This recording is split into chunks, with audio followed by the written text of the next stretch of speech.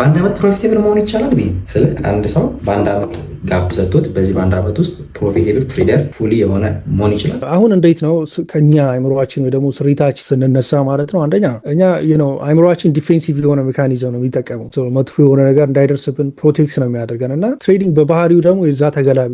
ለምሳሌ ኔጌቲቭ ላይ ስትሆን ድሮዳውን ላይ ሲገባብህ ያንን ድሮዳውኑን ለመዝጋት ፔንፉል ስለሆነ አይምሮ እንዳትዘጋው ነው የሚፈልገው። ትንሽ ቆዮ ይመለሳል፣ ትንሽ ቆዮ ይመለሳል፣ እንደዛ ነው የሚመክረው። ስለዚህ ለዛ ነው ሉዛችን ራሱ በጣም የምንይዘው ማለት ነው። ፕሮፊት ላይ ስንሆን ደግሞ ደስ የሚል ነገር ውሰደው ከቆየ ልታጣው ትችላለህ የሚል ነገር ስለሚኖር እንደዛ ነው እና አንድ ሰው በአንድ ዓመት ውስጥ የአይምሮ አዳፕት አድርገው ያንን ነገር ይቀይራል ብዬ አላስብም። በአንድ ዓመት ውስጥ እነዛን ባህሪያቶች ያሉን ባህሪያቶች ለምሳሌ ብዙ በመስራት ብዙ ማግኘት አይደለም። ትሬዲንግ ላይ ፐርፎርማንስ ጌም ነው። ፐርፎርም በማድረግ ነው የምታተርፈው እንጂ ሃርድ ወርከር ምናምን ስለሆንክ አይደለም። ፕሪሲሽን ይፈልጋል። የምትገባበት ቦታ ቆይተ የሆነች ትክክለኛ ቦታ ላይ ገባ ብለህ ውጥት ማለት ብቻ ነው የሚፈልገው። እነዚህ ነገሮች አንድ ሰው በአንድ ዓመት ውስጥ ይሆንለታል ብዬ ለመምከር ለማሰብ ይከብደኛል ማለት ነው። ኢንጀነራል በምን ያክል ጊዜ ሊሆን ይችላል ብለህ ካሰብክ አይ ቲንክ አንድ ሰው 10 ዓመት ትሬድ ካረገ ፕሮባብሊ ያሉበትን እንትኖች እንትን ያደርጋል ብዬ እኔ ፐርሰናል የራሴ ነው። አይ ቲንክ አንድ ሰው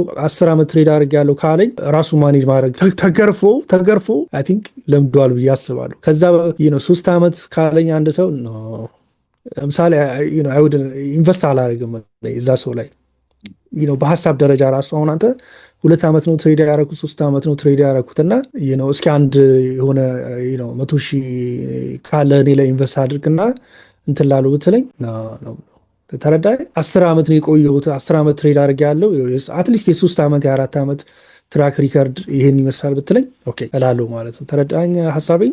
1 ዓመት የሚለው ጨራሽ ራዳር ውስጥ የለም። ራዳር ውስጥ 1 ዓመት የለም።